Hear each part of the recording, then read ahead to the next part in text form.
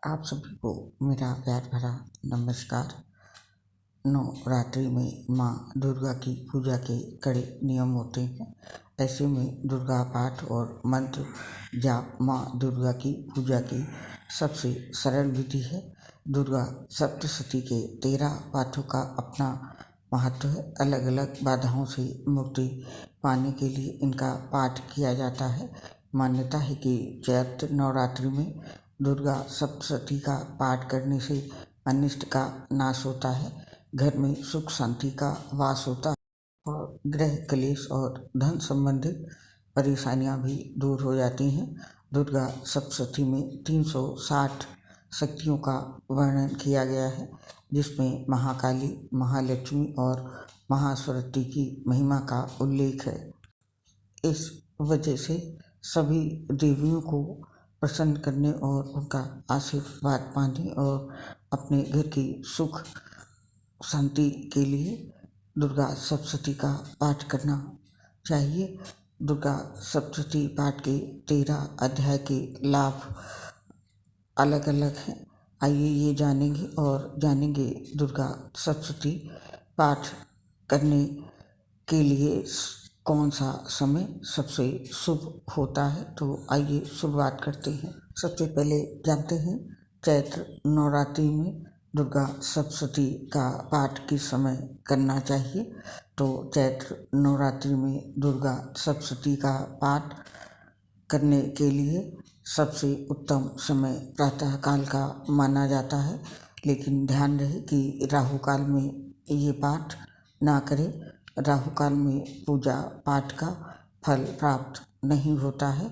और जानते हैं कि किन बातों को ध्यान में रख के इसका पाठ हमें करना चाहिए। ध्यान देने वाली बातें ये है कि चैत्र नवरात्रि में माँ दुर्गा की आराधना के लिए तन और मन दोनों की शुद्धि महत्वपूर्ण है, तभी पाठ मंत्र और पूजा का फल प्राप्त होता है। दुर्गा सप्तशती का पाठ स्नान के पश्चात साफ वस्त्र पहनकर करें और मन में बुरे विचार ना लाएं। अब सबसे पहले माँ दुर्गा के समक्ष पूर्व की ओर मुख करके बैठें। शुद्धि के लिए 4 बार आचमन करें।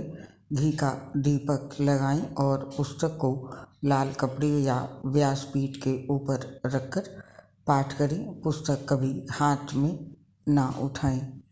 दुर्गा सप्तशती पाठ के दौरान किसी भी अध्याय को अधूरा न छोड़ें। अगर एक दिन में पाठ खत्म नहीं कर सकते तो हर दिन एक पाठ करें। दुर्गा सप्तशती के प्रथम, मध्यम और उत्तर चरित्र का क्रम से पाठ करने से सभी मनोकामना पूरी होती हैं। इसे महाविद्या क्रम कहते हैं। दुर्गा सप्तशती का पाठ करने से पहले और बाद में निर्वाण मंत्र ओम ऐं ह्रीं क्लीं चामुंडाय विद्ये का पाठ करना अनिवार्य है। इस एक मंत्र में ओंकार, सरस्वती, माँ लक्ष्मी और माँ काली के बीज मंत्र निहित हैं। सप्तशती का पाठ कभी भी हड़बड़ी में नहीं करना चाहिए। हर शब्द का सही उच्चारण करें और मध्यम गति के साथ पाठ करना चाहिए।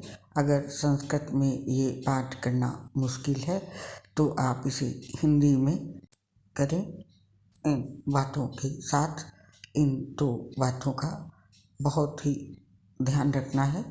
किसी भी कार्य के प्रारंभ में भगवान गणेश को याद किया जाता है, इसलिए दुर्गा सप्तशती का पाठ करने से पहले भी गणेश जी की पूजा करनी चाहिए।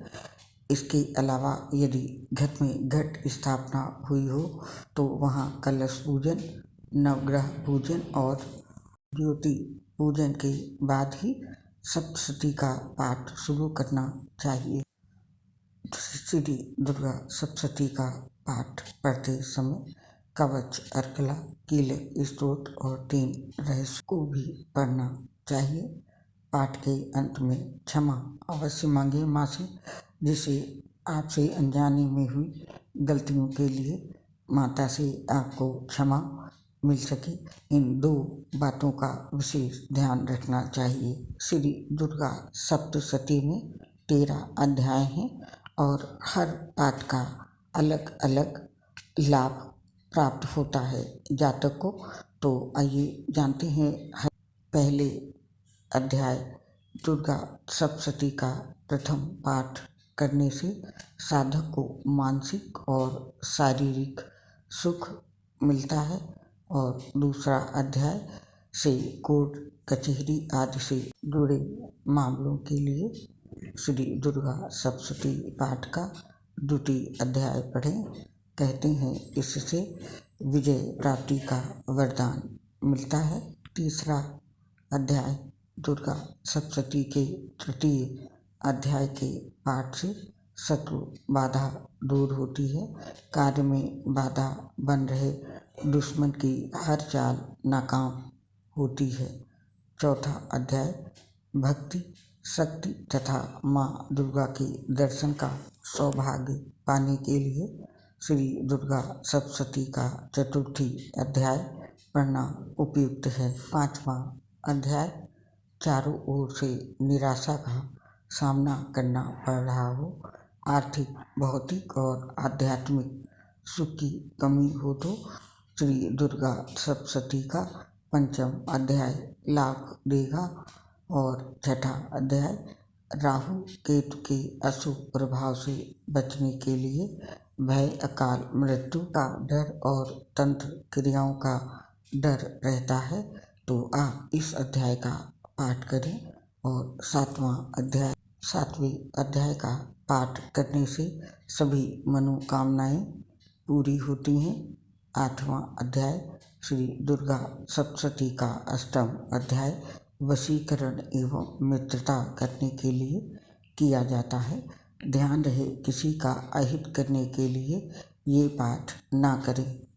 नौवां अध्याय संतान सुख और बच्चे के उज्जवल भविष्य के लिए दुर्गा सप्तशती का नवम अध्याय अवश्य पढ़ें। संतान की बेहतरी के लिए माँ बाप को ये पाठ अवश्य करना चाहिए। 10वां अध्याय घर परिवार का कोई सदस्य अनैतिक कार्यों में लिप्त है, राह भटक चुका है, तो नवरात्रि के 9 दिन तक दुर्गा सप्तशती के 10वें अध्याय का पाठ करना शुभ फलदायी होगा। 11वां अध्याय बिजनेस में मेहनत के बाद भी नुकसान हो रहा है, पैसा और समय दोनों की बर्बादी हो रही है, तो नवरात्रि में ये पाठ करें।